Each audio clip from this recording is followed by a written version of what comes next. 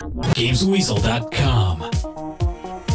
Review. What do you get when you try to cross Uncharted, The Rocketeer and The Twilight Zone? Well, you could get Dark Void, which is a third-person action-adventure set in the mysterious Bermuda Triangle. Playing as tough wise guy pilot Will, your plane goes down over the aforementioned odd area, and you get sucked into The Void, where you must fight lots of mechanical creatures that also seem to have slugs living in them when you shoot them in the head. When not flying around in your jetpack, the game's a pretty standard shooter. You stop and pop your shots from cover, lob grenades at your enemies and move forward until you get to the next bit of the story. The game does try to be different, however, with a vertical cover system. You can jump down ledges and hang off them and shoot the robotic watchers from above or below. Now what's weird is that the whole perspective of the game changes, and you do feel very disorientated and even a bit motion sick at first. The whole movement of Will in these sections also feels more rigid than it does when he's standing normally.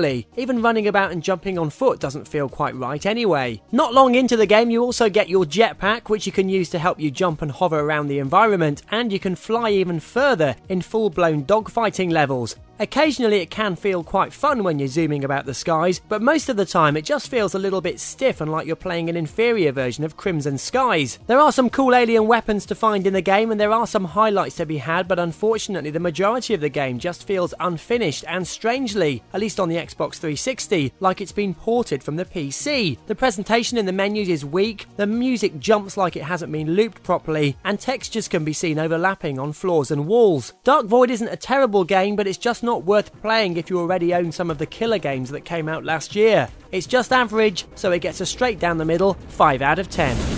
You've been watching a review from Gamesweasel. If you want to get the show each week, which includes video game reviews, news, previews, competitions and special features, then head over to Gamesweasel.com for our video podcast, Gamesweasel TV. Gamesweasel.com.